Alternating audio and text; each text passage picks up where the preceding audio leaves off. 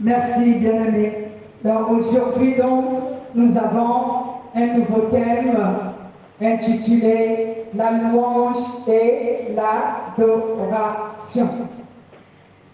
Nous avons donc 4 chapitres de cet enseignement. Le premier, c'est quoi la louange, ou encore que signifie la louange. Le deuxième, que signifie l'adoration. Le troisième, pourquoi devons-nous louer et adorer Dieu? Le quatrième, la puissance de la louange et de l'adoration. Commençons donc avec la louange. Si on te posait la question, bien-aimé, c'est quoi la louange? Que répondras-tu? Puisque c'est les mots que nous utilisons souvent en tant que chrétiens. Si on te demandait c'est quoi la louange, que diras-tu? C'est quoi la louange? C'est chanter. Qui d'autre? Oui. C'est adresser des paroles à quelqu'un ou à un esprit ou à Dieu. Oui, c'est adresser des paroles à une personne ou à un esprit. C'est quoi louer Dieu? Quelqu'un d'autre? Louer Dieu. Oui, louer Dieu. Dites seulement louer Dieu, oui. C'est adresser des paroles de reconnaissance, d'amour, d'affection Oui. à Dieu. À Dieu, oui. C'est d'adresser les paroles de reconnaissance, d'affection et d'amour à Dieu. Merci, bien-aimé. Donc, ici, nous allons donc connaître profondément ce que le Saint-Esprit appelle la louange. La louange. C'est quoi la louange, bien-aimé?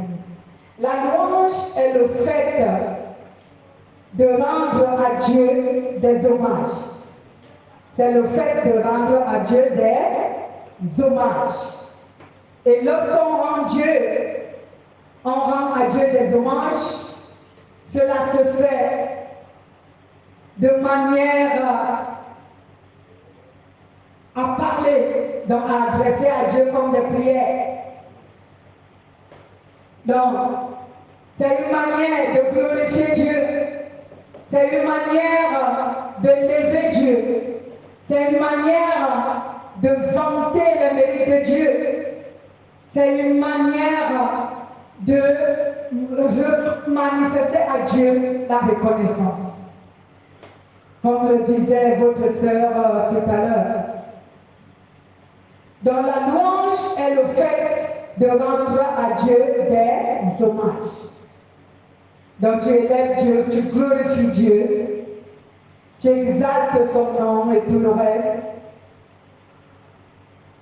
Et la deuxième définition de la louange est aussi le fait de célébrer Dieu, de célébrer sa grandeur, sa suprématie, sa seigneurie, sa royauté et son règne. Tout cela constitue la louange. Donc je disais la deuxième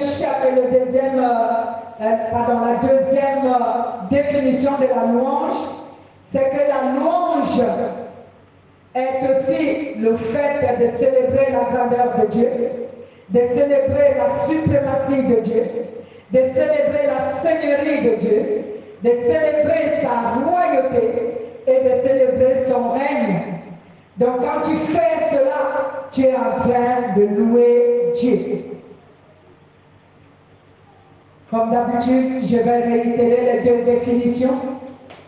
La louange est le fait de rendre à Dieu des hommages. C'est également le fait de célébrer la grandeur de Dieu, sa suprématie, sa seigneurie, sa royauté et son règne.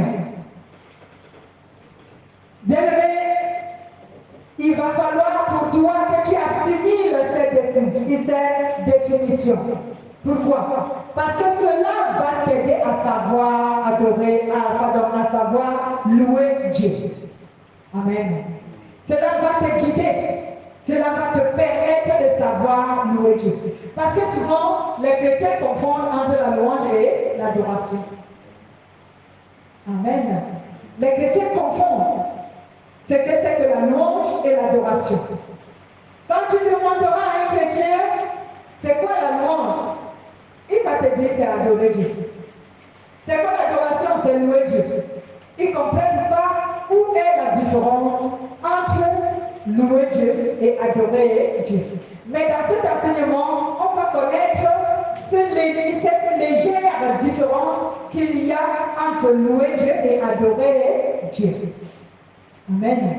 Parce qu'il y a une légère différence qui différencie l'adoration et la louange.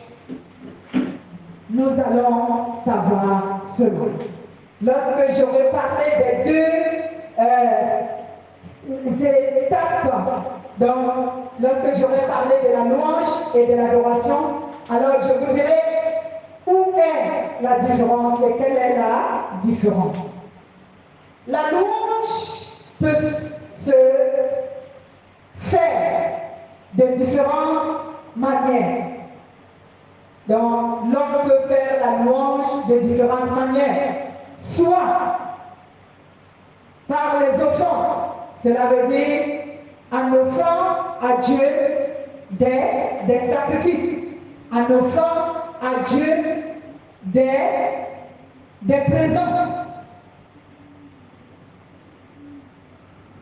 Également, la louange peut se faire par des chants.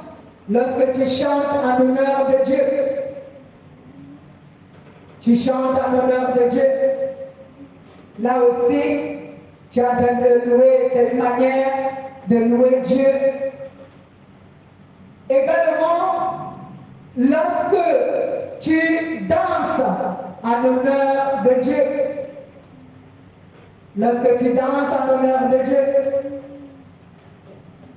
et également, lorsque tu pries, tu adresses à Dieu des prières.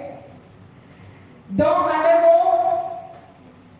en une petite phrase, j'aimerais dire, la louange peut se faire de différentes manières, soit par des offrandes offertes à Dieu, soit par des chants chantés en honneur de Dieu, soit par des danses faites en honneur de Dieu, soit par des prières adressées à Dieu. Toutes ces quatre étapes ou ces quatre façons ou manières nous permettent d'adorer Dieu différemment. Donc tu peux adorer Dieu en lui faisant des offrandes. Cela veut dire des dons. Par exemple, tu viens et tu donnes un don à Dieu. Même, je vais aller un peu plus en profondeur, vous dire que même quand tu chantes en honneur de Dieu, c'est une offrande. Mais cette offrande est l'offrande de tes lèvres. Quand tu danses aussi en honneur de Dieu, c'est aussi une offrande. Parce que tu te réjouis en son nom. Et tu le manifestes par la danse. Lorsque tu pries, c'est aussi une offrande. Si vous regardez dans le livre d'Apocalypse, j'oublie le chapitre, peut-être c'est le chapitre 5, si je ne me trompe pas, où la Bible nous dit que les prières des saints sont servies à Dieu comme un parfum de bonne odeur. Parce que les prières des saints sont comme une offrande. Donc quand tu loues Dieu, tu peux le louer de différentes manières, soit en lui donnant des offrandes, comme le dimanche, nous donnons les offrandes ici. Donc ces offrandes sont une manière de louer Dieu. Amen. Quand tu donnes ta dîme à l'église, c'est une manière de louer Dieu. Lorsque tu fais des dons, c'est une manière de louer Dieu. Quand tu chantes, c'est aussi une manière de louer Dieu. Il y a donc différentes manières de louer Dieu. Alléluia. Différentes manières de louer Dieu. Mais pour que tu saches louer Dieu, je t'ai conseillé de te baser d'abord sur les définitions. Cela te permettra qu'au moyen de ta prière, tu saches louer Dieu.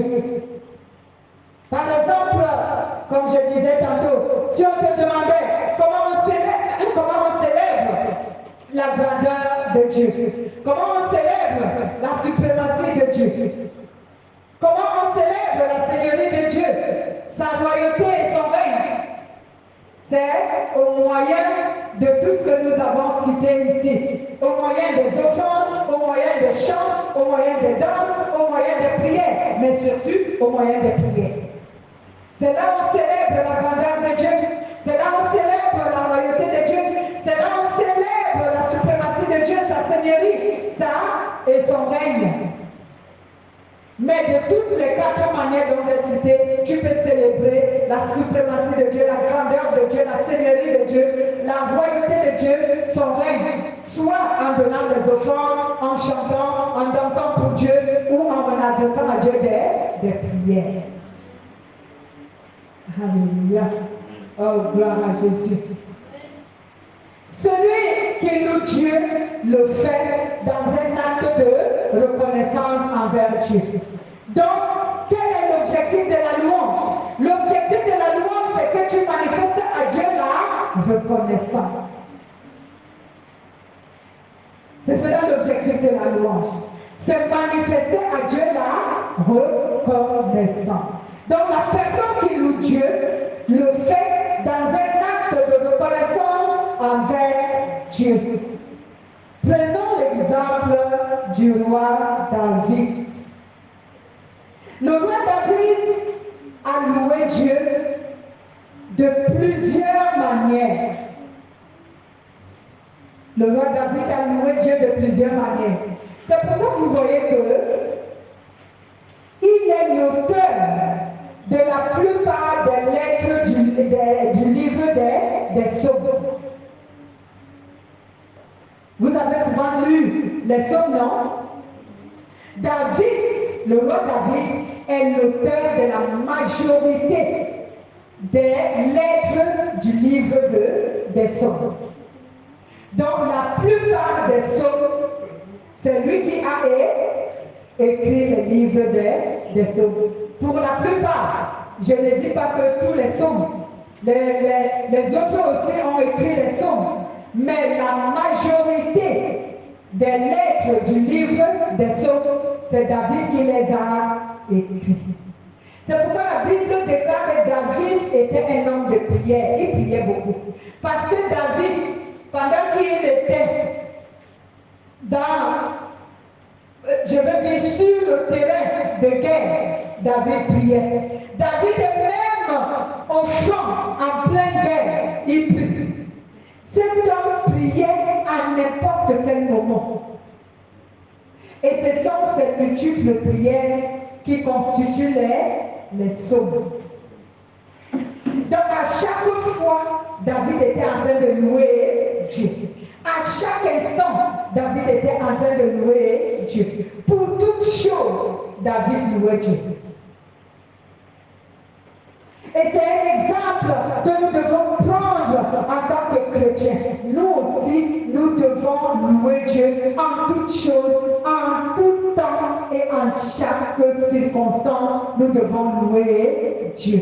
Ne dis pas que bon, ça c'est pas une grande chose que je peux louer Dieu. Non, bien aimé, même pour les petites choses, loue Dieu. Les grandes choses, loue Dieu. Les choses agréables, loue Dieu. Les choses désagréables, loue Dieu. Alléluia. Louer Dieu en toutes choses.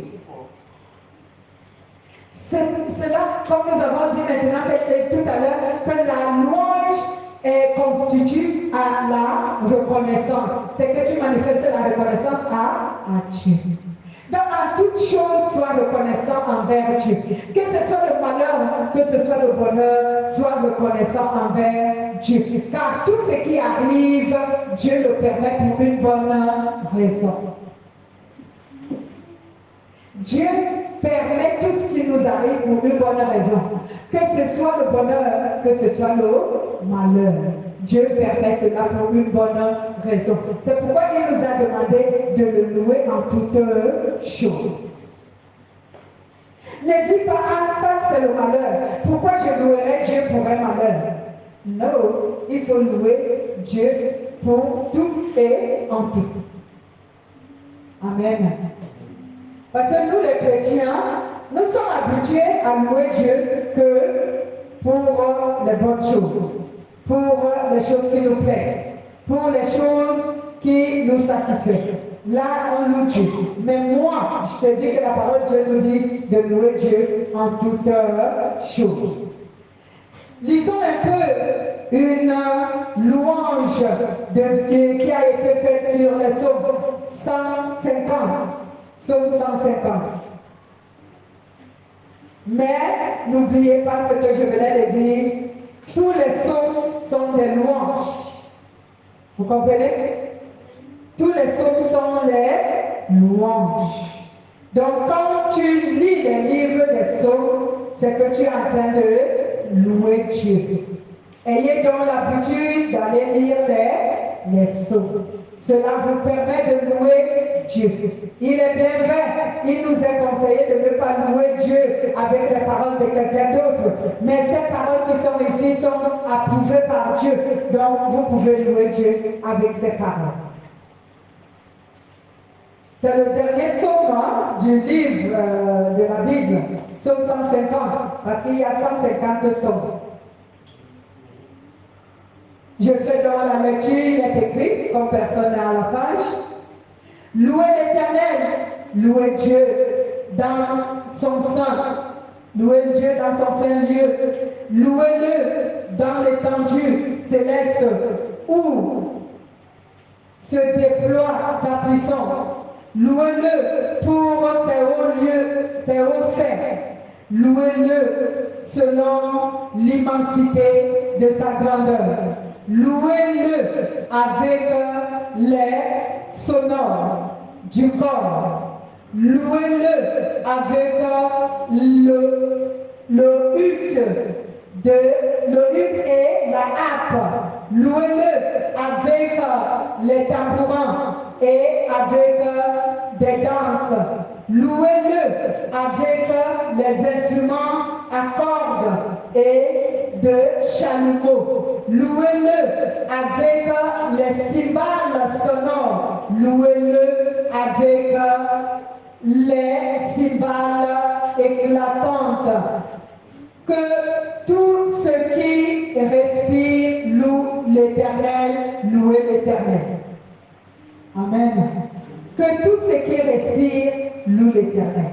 Donc, quand vous regardez ce psaume, on nous conseille de louer Dieu en toutes choses, en tout temps, et même en utilisant ce que nous pouvons.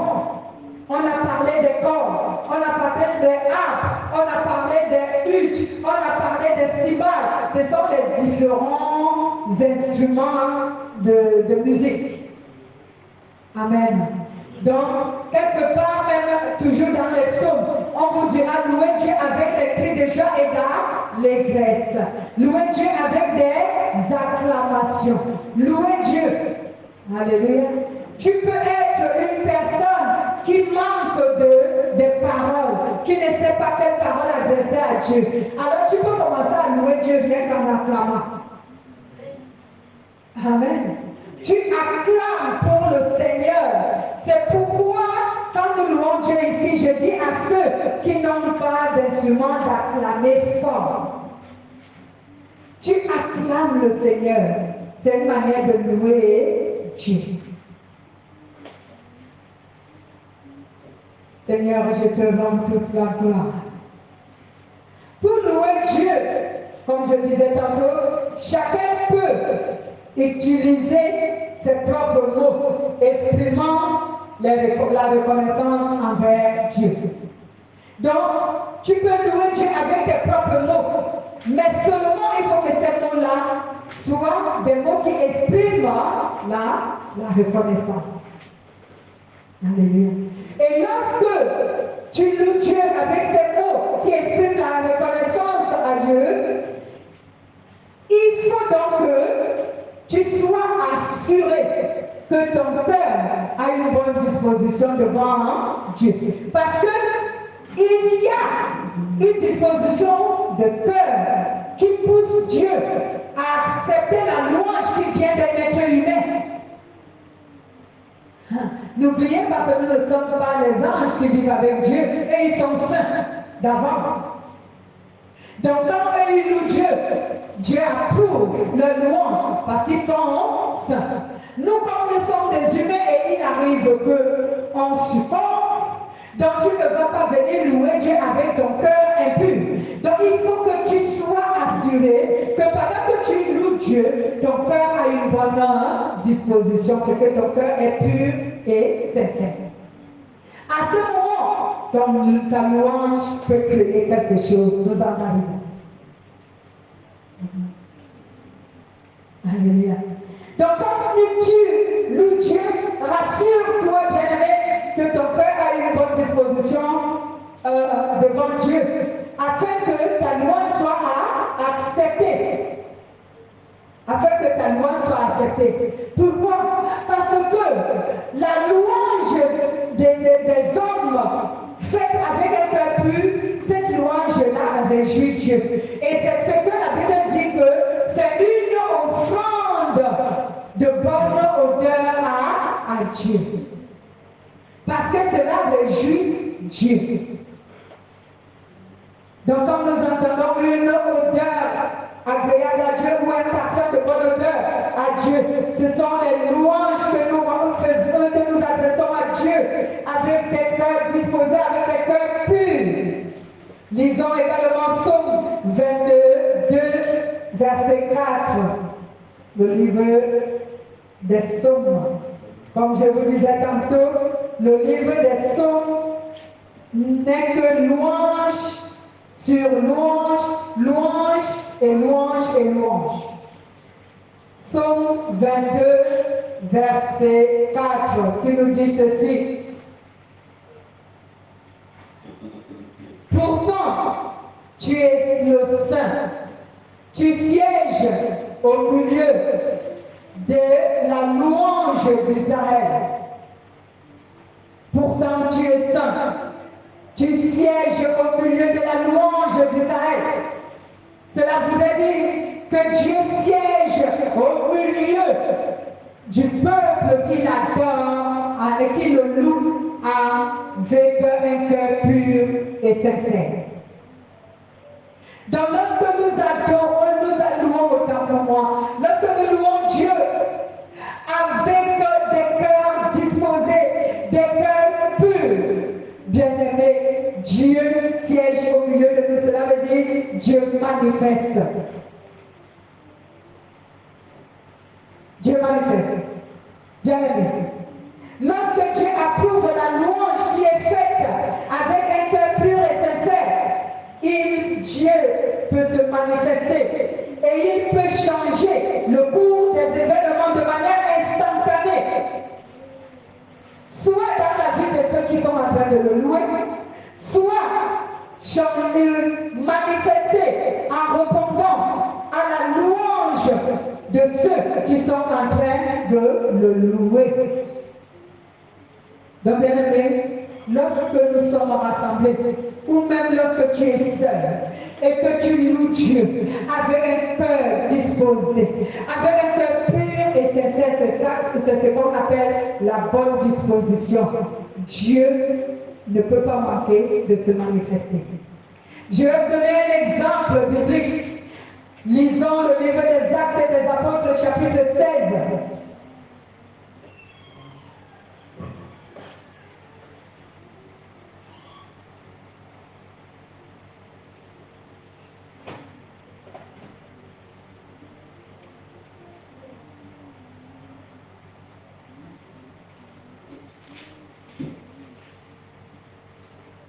Actes des Apôtres, chapitre 16. Nous commençons au verset 16, mais c'est à partir du verset 25 qui m'est intéressant. Mais commençons au verset 16 jusqu'au verset 34. Il est écrit: comme nous allons au lieu de prière, une servante qui avait un esprit de python et qui, par ses divinations, procurait un grand profit à ses maîtres, vint à notre rencontre.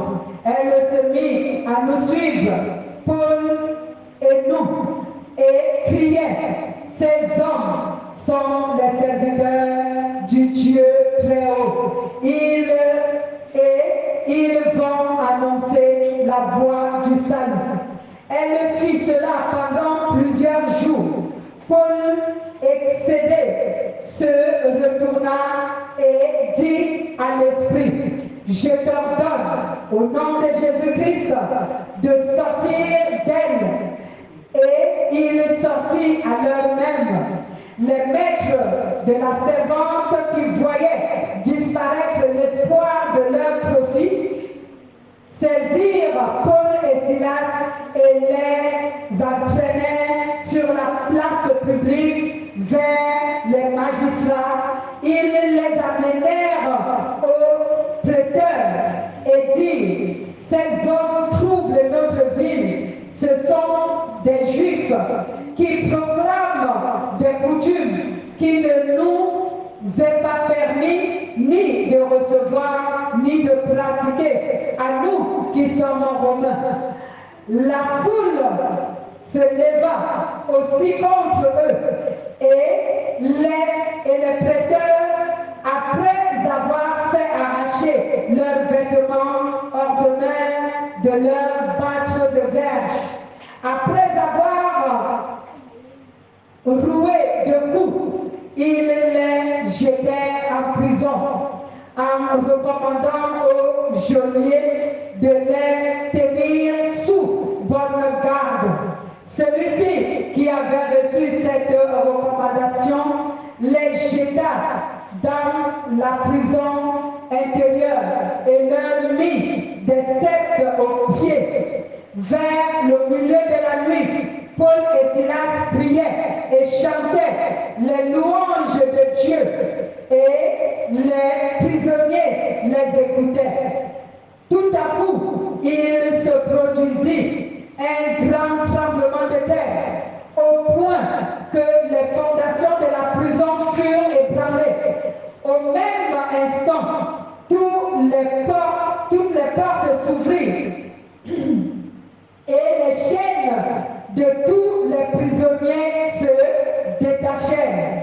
Le geôlier se réveilla et lorsqu'il vit les portes de la prison ouvertes, il tira son épée. Il allait se tuer pendant que les prisonniers pensant que les prisonniers s'étaient enfuis. Mais Paul s'écria d'une voix forte, ne te fais pas de mal. Nous sommes tous ici. Alors le geôlier demanda de la lumière, entra précipitamment et tomba tout tremblant devant Paul et Silas. Gloire à Dieu. Il les mena dehors et leur dit, Seigneur, que faut-il faire? Que faut-il que je fasse pour être sauvé? Il répondit, crois au Seigneur Jésus et tu seras sauvé, toi et ta famille. Et ils lui annoncèrent la parole du Seigneur, ainsi qu'à tous ceux qui étaient dans sa maison. Il prit avec lui à cette même heure de la nuit, lava leur plaie, et aussitôt il fut baptisé, lui et toute sa maison. Il les fit monter dans sa maison, mit la table et se réjouit avec toute sa famille d'avoir cru en Dieu. Alléluia. Vous voyez, je disais à partir du verset 25 jusqu'au verset 35, c'est ce qui nous intéresse. mais il fallait que je lise toute l'histoire pour que vous compreniez ce qui s'était passé. Donc, Paul qui arrive dans une ville et une femme possédée par un esprit de bidon, un esprit de fausse prophétie, commence à prophétiser les concernant. Et l'apôtre Paul va chasser l'esprit qui habitait cette femme et qui l'a poussée à prophétiser. Alors, cette femme-là avait les maîtres de personnes qui exploitaient son don maléfique. Alors ces personnes se sont fâchées et ils ont entraîné Paul en prison, lui et Silas, après les avoir bastonnés. Et maintenant, pendant que Paul et Silas étaient en prison, ils ont commencé à louer Dieu. C'est pourquoi tout à l'heure, le Saint-Esprit nous a dit de louer Dieu en toutes choses. Et ils se trouvaient où? En prison. Bien-aimés, si c'était toi et moi qui étions en prison, et de surcroît prisonniers, et on nous a emprisonnés à tort, toi et moi, on allait commencer à maudire ceux qui nous ont emprisonnés au lieu de louer Dieu. C'est comme cela que les enfants de Dieu aujourd'hui ratent les bénédictions. C'est comme cela que les enfants de Dieu aujourd'hui ne permettent pas à Dieu de manifester sa puissance. Parce que lorsque Dieu crée une occasion pour manifester sa puissance, eux, ils la bloquent avec le péché. Si l'apôtre Paul et Silas n'avaient pas commencé à louer Dieu pendant qu'ils étaient en prison, bien aimé, cet événement qui s'est produit n'allait pas se produire. N'est-ce pas? Cela n'allait pas se produire. Mais la Bible nous dit que quand ils ont commencé à louer Dieu, à chanter pour Dieu, à prier, à glorifier Dieu, quelque chose s'est produit. Dieu a changé le cours des événements. Il a fait trembler la prison. La prison s'est écroulée. Les chaînes qui emprisonnaient les prisonniers se sont rompues. Tous les prisonniers étaient libres, mais ils ne se sont pas enfuis. Alléluia. Ils étaient là. Et le geôlier, cela veut dire le gardien de prison. Le gardien de prison qui a vu le phénomène se produire. Il s'est dit, c'est fini. Moi, non seulement on va m'enlever au travail, mais on va me tuer carrément. Donc lui-même voulait se suicider. Paul l'a aperçu. Paul lui a dit, non, non, non, ne le faites pas. Nous sommes tous ici, personne n'a fui. Ne te tue pas. Voilà comment la louange de Paul va libérer les prisonniers. La louange de Paul va empêcher à un gardien de prison de se faire tuer sans être converti. La louange de Paul va l'amener à se convertir, lui et sa famille et tout ce qui était avec lui. Bien-aimé, vous voyez combien une louange faite avec un cœur disposé, une louange qui est puissante, c'est qu'elle peut produire. Lorsque tu viens dans la maison de Dieu, tu dis que tu viens prier Dieu, tu dis que tu viens communier avec tes sœurs. Quelle est la disposition de ton cœur? Bien-aimé, quand tu viens dans la maison de Dieu et que tu veux louer Dieu ce jour-là, dispose ton cœur. Que ton cœur plaise à Dieu ce jour-là. Que ton cœur soit pur et sincère. Parce que quand tu vas commencer à adorer, oui, bien-aimé, l'enfer va trembler. Comme ce jour-là, la prison va trembler et s'est écroulée.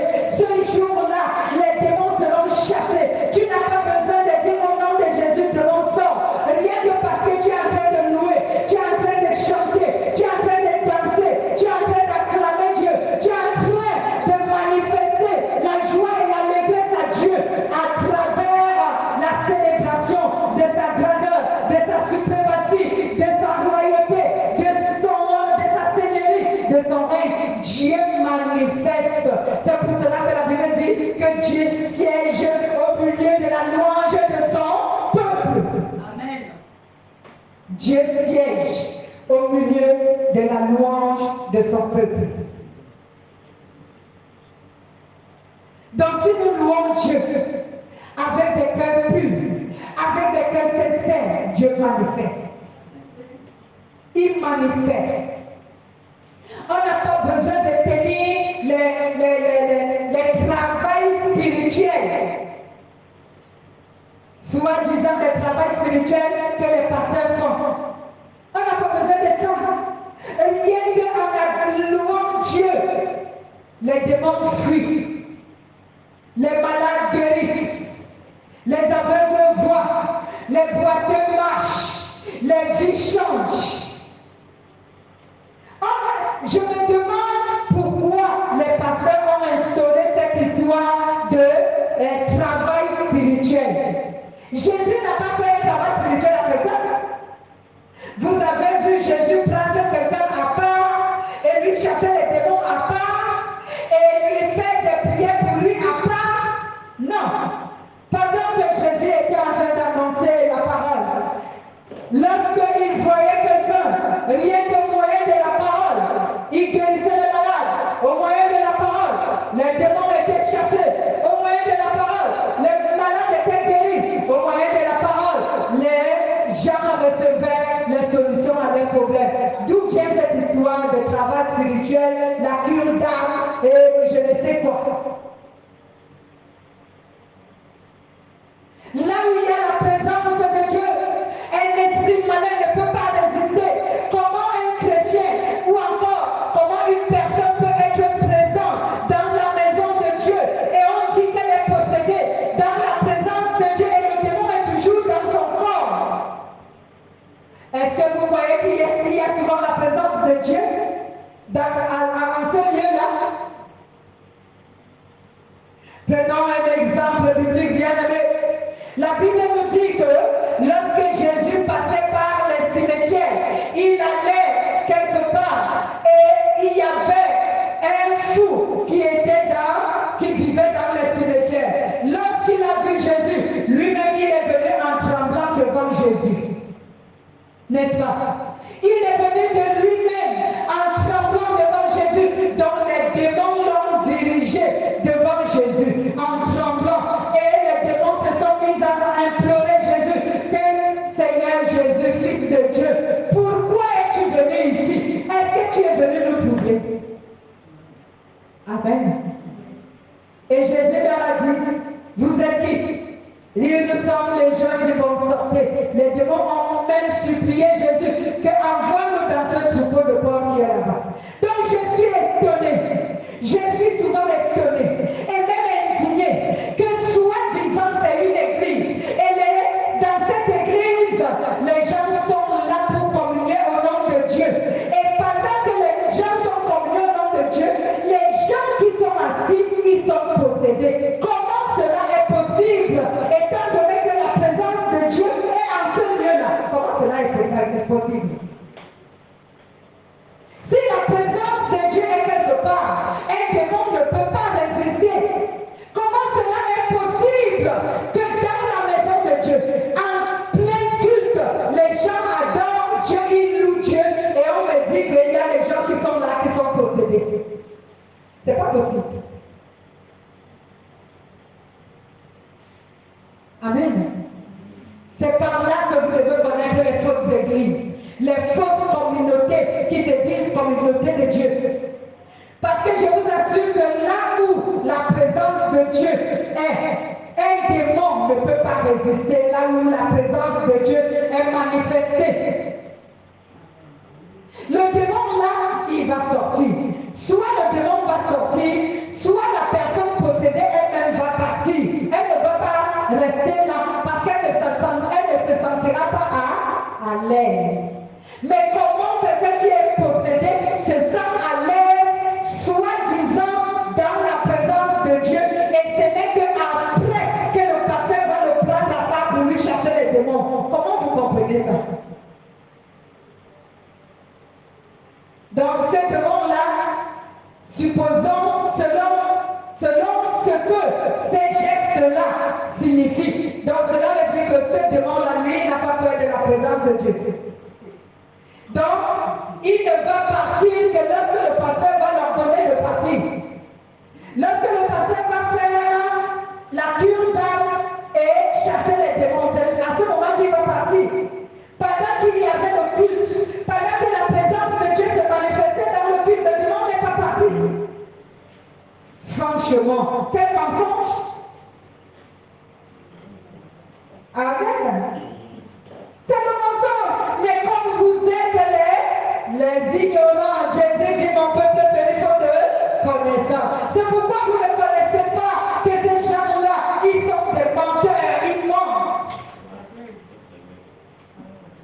Il ment.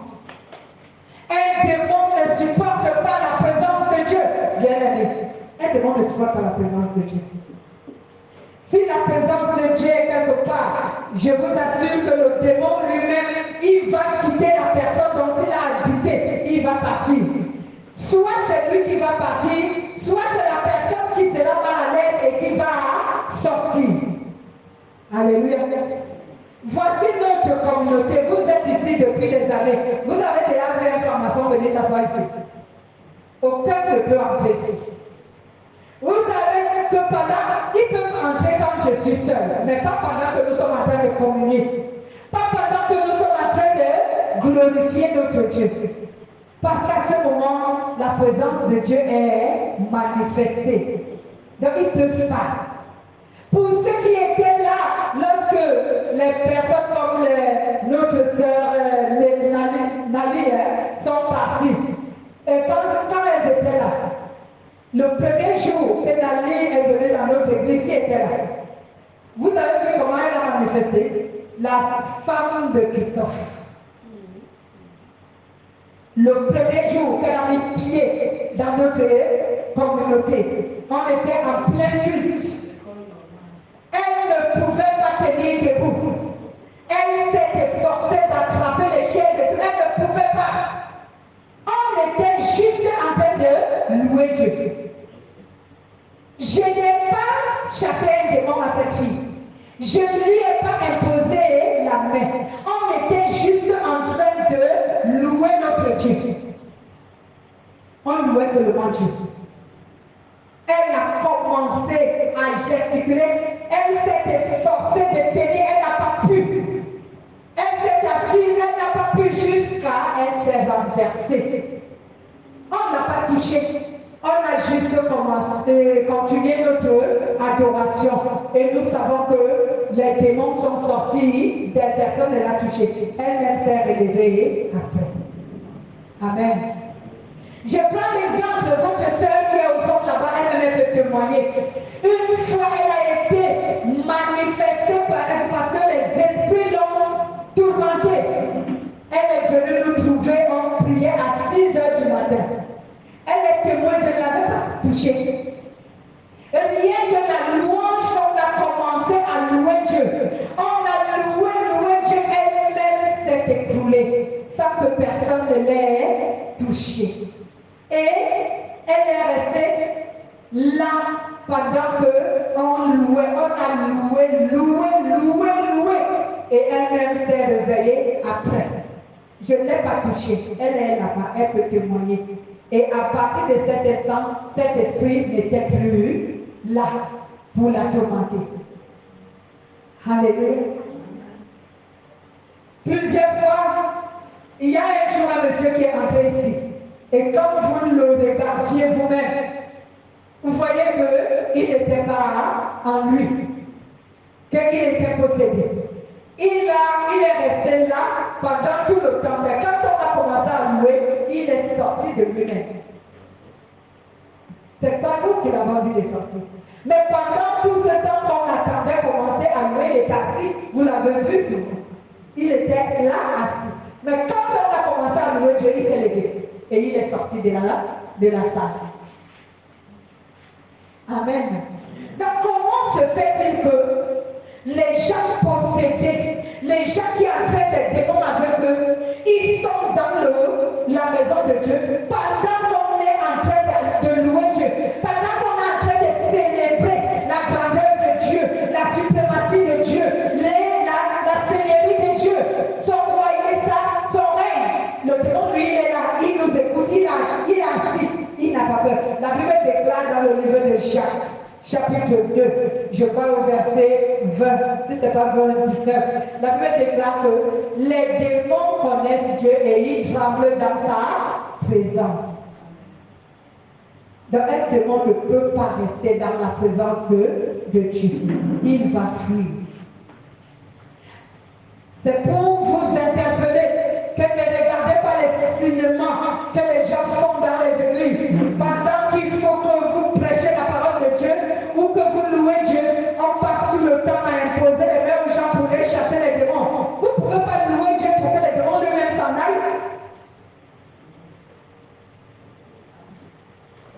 Alléluia. Que Dieu pardonne ceux qui trompent les créatures de Dieu, ceux qui trompent les humains.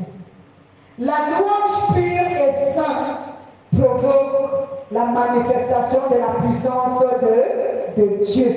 Parce que Dieu est souvent content. Dieu est souvent heureux.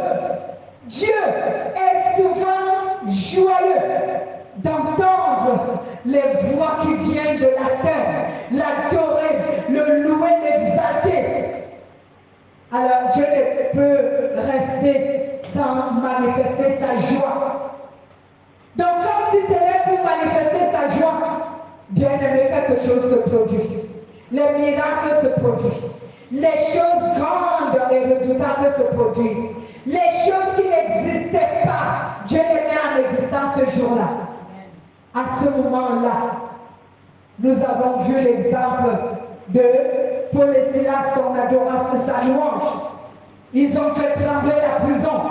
De cette louange, les gens se sont convertis en Christ. De cette louange, les gens ont été délivrés des prisons.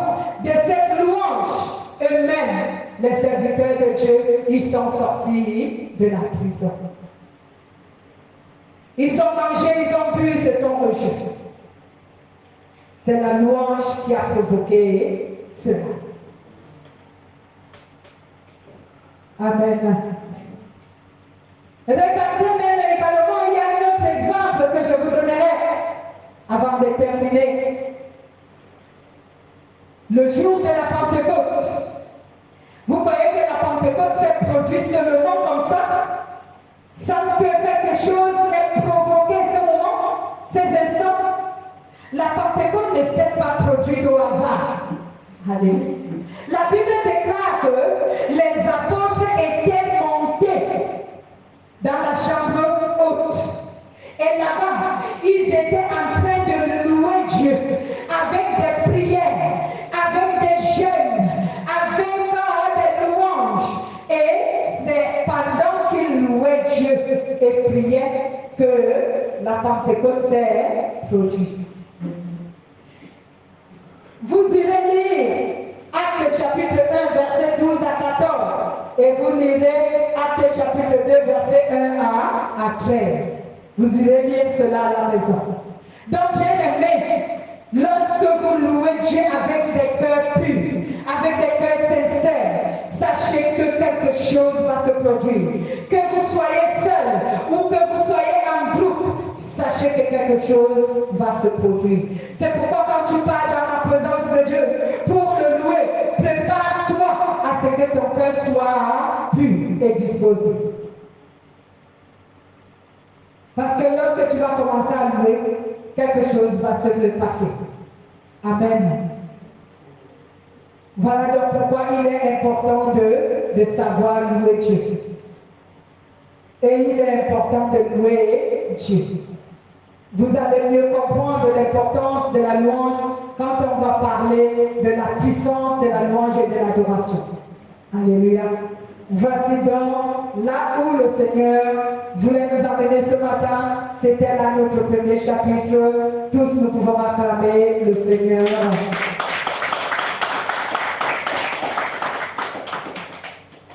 Lèvons-nous et remercions Jésus pour notre culte de ce matin.